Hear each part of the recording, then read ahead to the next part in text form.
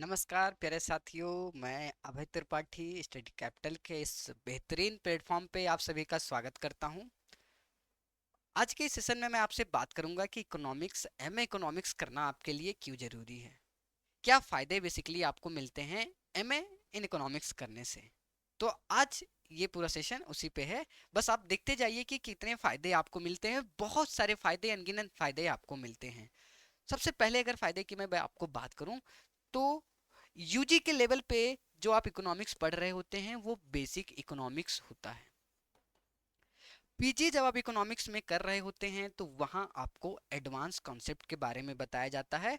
मैंने पीजी किया है, मुझे बहुत अच्छे से पता है कि यूजी और पीजी के लेवल पे इकोनॉमिक्स का स्टैंडर्ड बहुत अंतर है दोनों पे।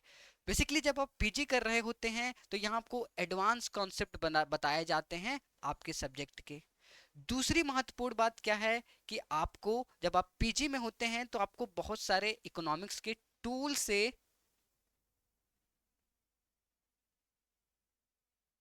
ध्यान देना, बहुत सारे इकोनॉमिक्स के टूल से आपको रूबरू कराया जाता है, जिससे आप इकोनोमेट्रिक्स और डेटा एनालिसिस का काम देखते हैं, पढ़ते हैं, समझते हैं। तो सबसे पहली बात, पीजी करने का फायदा क्या मिलता है आपको? एडवांस कॉन्सेप्ट पढ़ने को मिलते हैं। और दूसरा, बहुत सारे इकोनोमेट्रिक्स के टूल के थ्रू आप डेटा एनालिसिस की चीज़ें सीखते हैं। आपको एक सब्जेक्ट स्पेशलाइजेशन के तौर पे पढ़ना पड़ता है, इकोनोमेट्रिक्स, डेवलपमेंट, तो आप किसी एक सब्जेक्ट को ज़्यादा डिटेल में पढ़ते हैं। दूसरी, पीजी करने के बाद इकोनॉमिक्स में करियर बनाने के आपके लिए बहुत सारे दरवाजे ओपन हो जाते हैं। बहुत सारे ऐसे सेक्टर हैं जो यूजी के लेवल पे नहीं होते हैं, पीजी के लेवल पे आपके लिए खुल जाते हैं।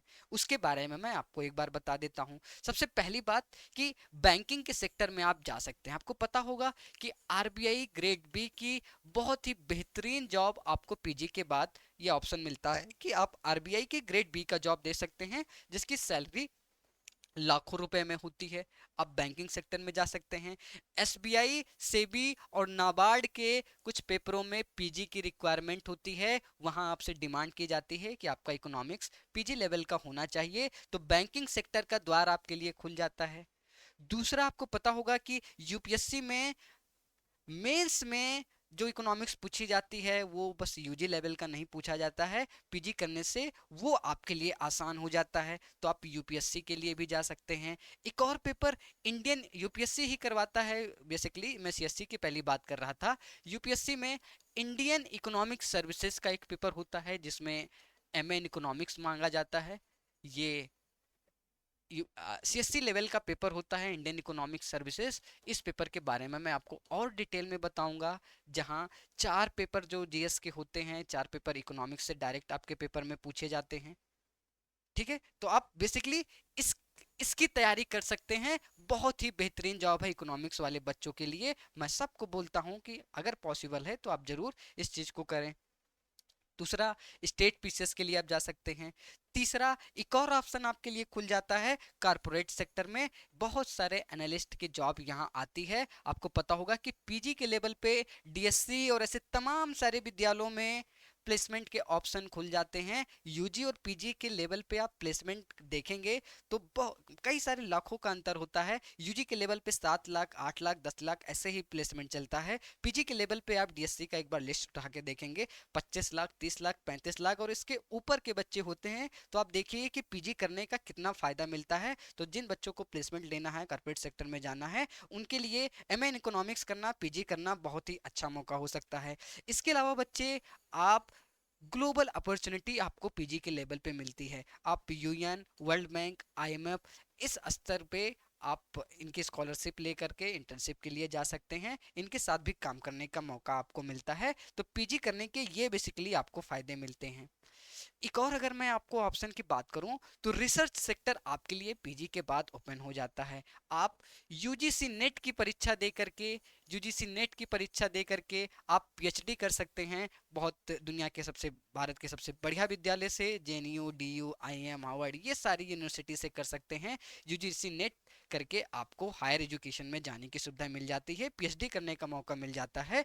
जहां आपको पता होगा कि जेआरएफ करने पे आपको 37,000 रुपया बेसिक प्लस इस पे 20% 30% शहर के हिसाब से एचआरए और बाकी चीज़ें मिलती हैं, तो आप इस ऑप्शन के लिए जा सकते हैं। एक और ऑप्शन आपके लिए जो सबसे बढ़िया है कि अब नीति आयोग में बहुत सारे जॉब पीजी के बच्चों के लिए आती है, बहुत सारी स्कॉलरशिप और अदर एक्सपोजर बच्चों के लिए आती है, तो आप इसके लिए जा सकते हैं। ये भी एक बहुत अच्छा ऑप्शन आपके लिए ओपन हो जाता है। एक मैंने आपको बताया कि इंटेंसिव पीजी के लेवल पे अच्छी अच्छी जगह होती है। आप बैंकों में जा सकते हैं, मिनिस्ट्रीज में जा सकते हैं, एनजीओ वगैरह में जाता है।